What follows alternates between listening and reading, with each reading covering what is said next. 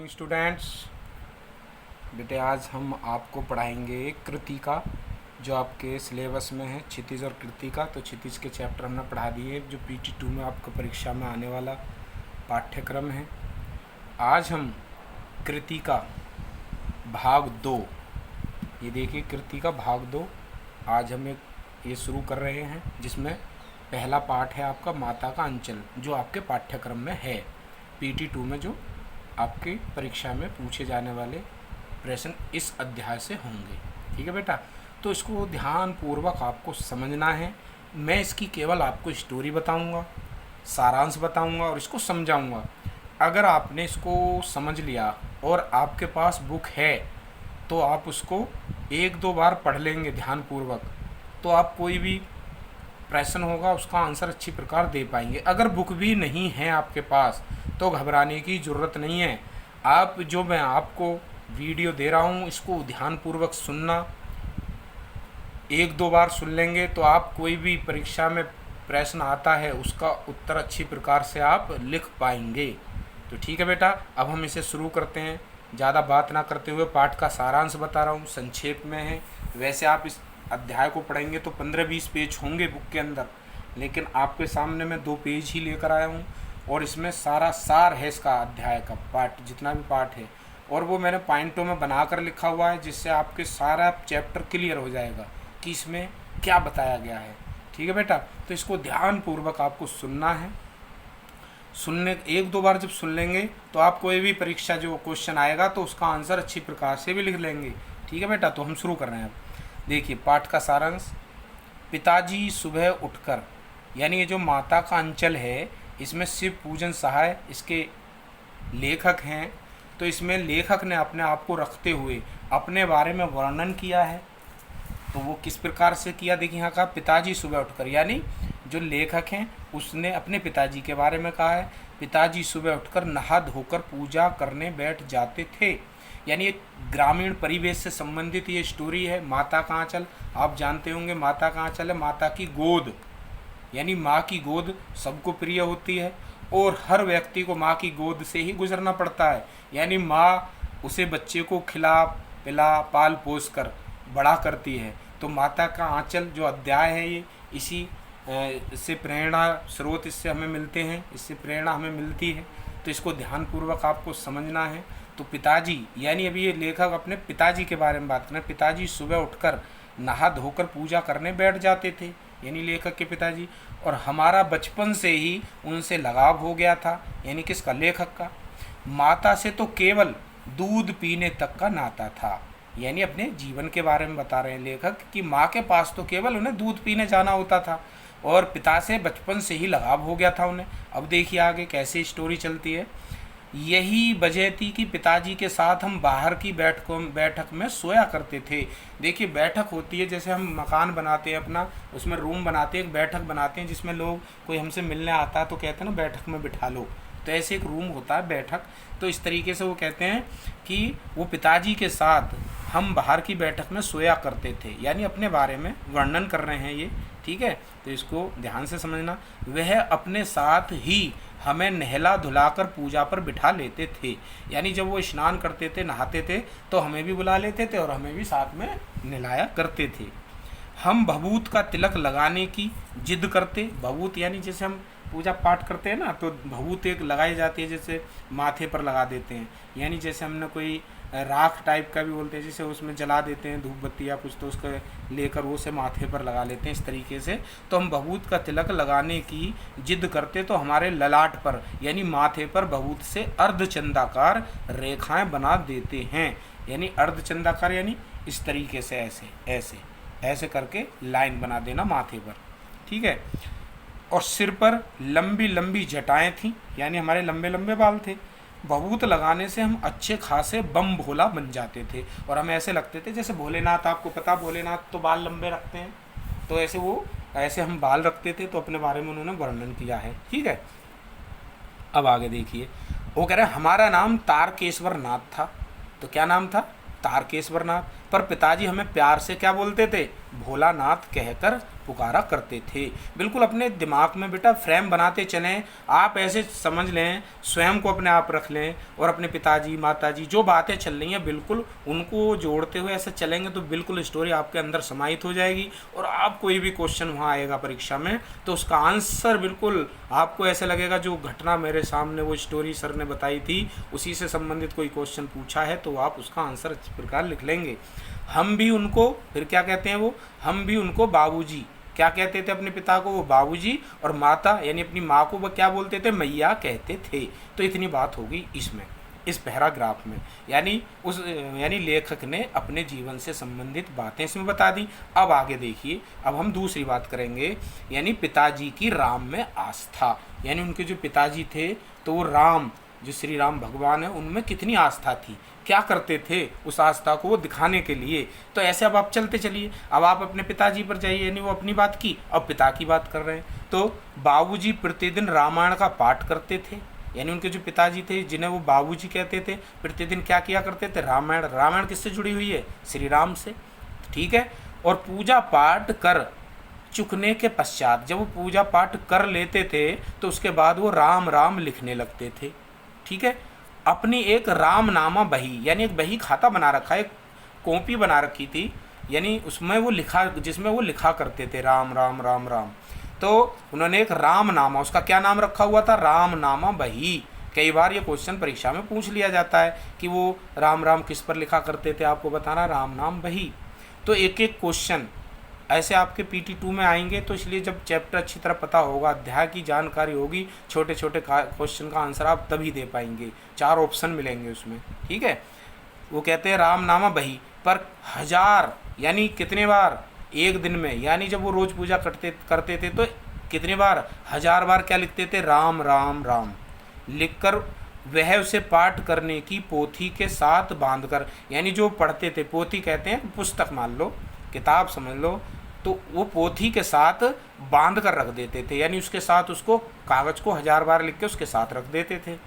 फिर 500 बार, अब यानी पहले 1000 बार बात हो गई, अब वो 500 बार, यानी 500 बार कागज़ के छोटे छोटे टुकड़े बनाते थे, टुकड़ों पर क्या लिखते थे, राम नाम, यानी राम राम लिखते थे, राम का नाम लिखकर आटे की गोलियां बनाते थे, ठीक है। आटे की गोलियों में उस कागज़ को लपेटते थे और उन गोलियों को लेकर गंगा जी की ओर चल पड़ते थे।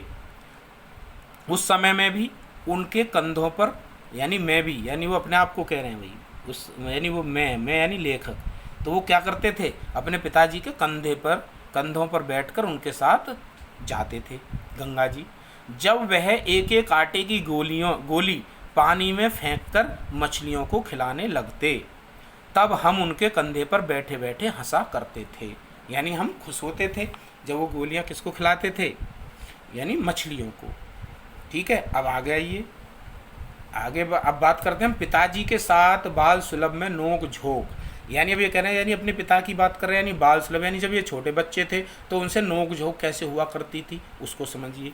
पिताजी हमसे कुश्ती लड़ते, यानी छोटे बच्चे से करते ना, आप मेरे साथ लड़, तो ऐसे वो मजाक में उनसे कुश्ती लड़ते समय शिथिल हमारे बल को बढ़ावा देते, और क्या कर देते थे वो, अपने आप को खुद गिर जाते थे, कहते अरे भाई तुमने तो हमको यानी ढा दिया, या हमको आपने चित कर दिया, या हमको हरा दिया, तो इससे क्या हमारा साहस बढ़ता था, यानी लेखक कहते हैं हमारा साहस, और हम उनको पछाड़ देते, यानी हर जगह बच्चे को बढ़ावा देने के लिए वो हर जगह हार जाते थे।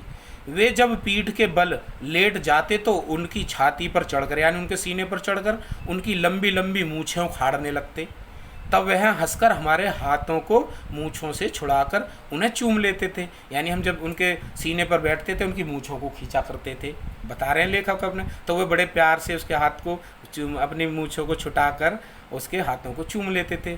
तो पिताजी फिर हमसे खट्टा और मीठा चुम्मा मांगते थे, ठीक है, खट्टा वाला मीठा वाला, और मीठा चुम्मा लेते समय अपनी दाढ़ी या मूछ हमारे कोमल गालों पर गाड़ देते थे, यानी ऐसे उन्होंने चुम्मे बना रखे थे। तो कहते थे बता मीठा चाहिए चुम्मा या फिर खट्टा, तो जब बच्चे मांगते थे तो दाढ़ी चुबा देते थे, तो इस तरीके से उन्होंने बना रखा था।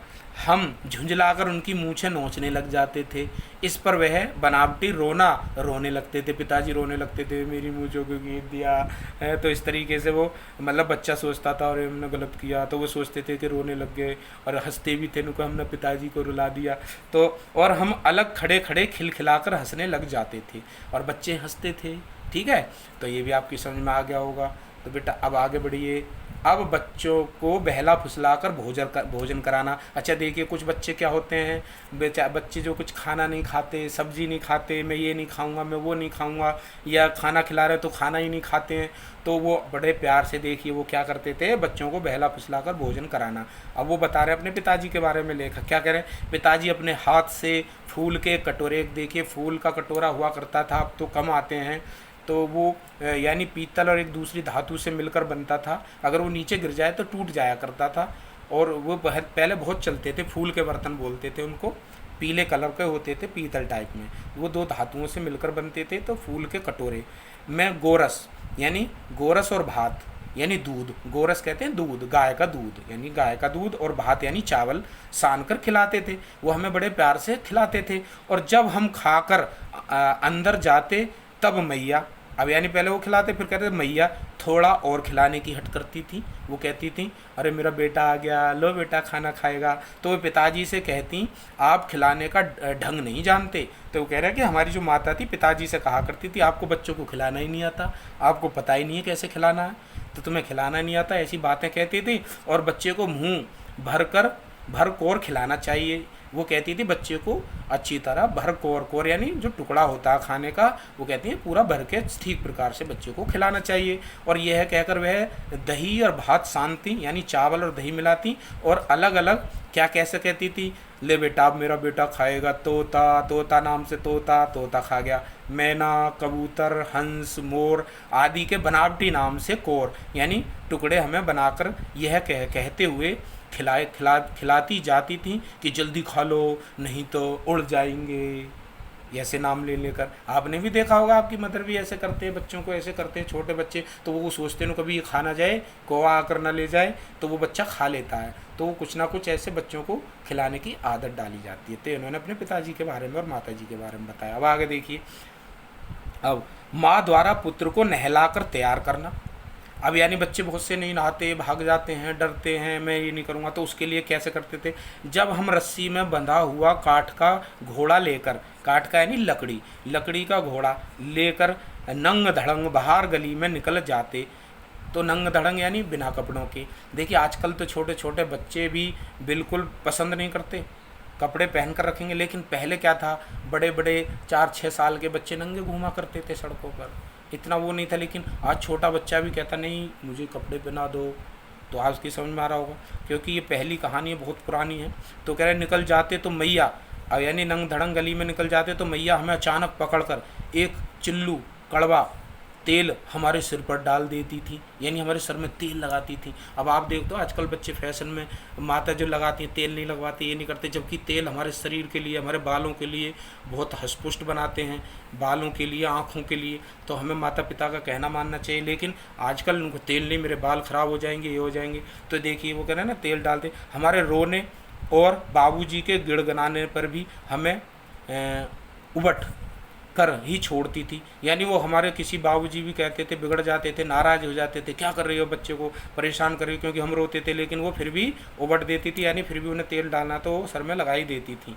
फिर हमारी नाभि और ललाट में काजल की बिंदी लगाकर, यानी हमारी नाभि यानी टूंडी जो होती है हमारे पेट पर, तो नाभि और ललाट यानी माथे पर काजल की बिंदी लगाकर, आपने देखा हो छोटे छोटे बच्चों के माथे पर उनको नज़र न लग जाए तो ऐसी वो लगाती थी। और चोटी गूंदती थी, चोटी यानी बालों को, चोटी को बना देती थी, और उसमें फूलदार लट्ठू बांधकर रंगीन कुर्ता टोपी पहना देती थी, यानी उसमें कुछ लगा देती थी बालों में।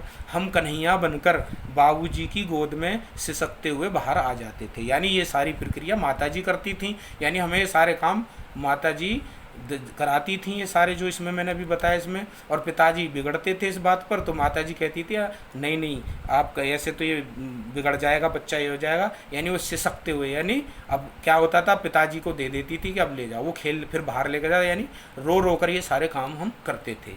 ठीक है, अब आगे आ जाइए, खेल और खेल की सामग्री। अब ये बात कर रहे हैं खेल के बारे में, तो हम खेल के साथियों के साथ यानी लेखक तरह तरह के नाटक करते। चबूतरे का एक कोना, यानी एक चबूतरा बना, गांव में होती हैं तो चबूतरा बना देते हैं, वहाँ पर बैठ जाते हैं बच्चे, खेलते रहते हैं, या घर के लोग उस पर बैठकर शाम के समय कुर्सी डाल लेते हैं तो आराम से बातचीत कर लेते हैं, तो उसे चबूतरा बोलते हैं। घर के बाहर का एक कोना यानी नाटक घर बनता था। अब हम उस पर क्या करते थे, उसको एक नाटक घर बनाते थे चबूतरे को। बाबूजी को नहाने की चौकी रंगमंच बनती, यानी बाबूजी की चौकी उठा लेते थे जिस पर बाबूजी नहाते थे, तो उस चौकी को उठा लाते थे, उसे हम रंगमंच बनाते थे, यानी अपने नाटक का वो क्या कहते हैं स्टेज। उसी पर कागज का चंदोआ तान कर, यानी उस पर कपड़ा बिछा देते। मिठाइयों की दुकान लगाई जाती, उसमें चिलम के खोंचे, चिलम कहते हैं गांव में हुक्का पीते हैं किसान, तो वो चिलम, तो उसके खोंचे पर कपड़े के थालों के ढेले के लड्डू, ठीक है, उसके हम लड्डू बनाते थे, उसकी जो राख होती, पत्तों की पूड़ियाँ बनाते थे, कचौड़ियाँ बनाते थे, गीली मिट्टी की जलेबियाँ बना लेते थे, और फूटे घड़े के टुकड़े, यानी जो घड़ा होता है उसमें पानी भरते हैं, उसके टुकड़े जो तोड़े हुए टूटे पड़े मिल जाते थे तो उनको बतासे बनाते थे। आदि मिठाइयाँ सजाई जाती। मिठाई की दुकान बढ़ाने के बाद हम लोग घरौंदा बनाते थे, यानी फिर हम छोटे छोटे घर बनाते थे। पानी क्या घी मानते थे, धूल का पिसान और बालू की चीनी बनाते थे, बालू रेत को चीनी से हम लोग जौनार तैयार करते थे, यानी शादी हो रही है, शादी की व्यवस्था करते थे, दावत होगी भाई, पूड़ी बनेंगी, चीनी होगी, सारी चीज़ ऐसे हम तैयारियां करते थे। जौनार कहते हैं जो शादी होती है, शादी के लिए जौनार, जो उस दिन दावत की जाती है, हम ही लोग जौनार करते, यानी हम ही करते और हम ही जिमते, हम ही खाते थे, और हम ही लोगों की जौनार बैठती थी। लेकिन तभी बाबूजी धीरे से आकर, जब हम सारे बच्चे इकट्ठे होकर ये काम कर रहे होते, तो जब भी बाबूजी आते थे धीरे से, जहाँ हम बैठ के काम करते तो पिताजी भी साइड में आके लाइन में बैठ जाते थे, और पात के अंत में, पात यानी पंक्ति, यानी जो लाइन होती थी उसके अंत में बैठ जाते थे, जिमने बैठ जाते। तो उनको देखते ही, जब हमें दिखाई देता था बाबूजी आ गए, तो उन्हें देखते ही हम लोग हंसकर घरौंदा वरौंदा सब बिगाड़ के और हम भाग जाते थे, क्योंकि हमें शर्म लगती थी उनके सामने बैठकर। ठीक है बेटा, वीडियो लंबा हो रहा है तो इसलिए इसको हम यहीं समाप्त करें, लेकिन अभी चैप्टर पूर्ण नहीं हुआ है, नेक्स्ट वीडियो में से आगे हम पढ़ाएंगे। ठीक है बेटा, वीडियो देखने और सुनने के लिए आपका बहुत बहुत धन्यवाद।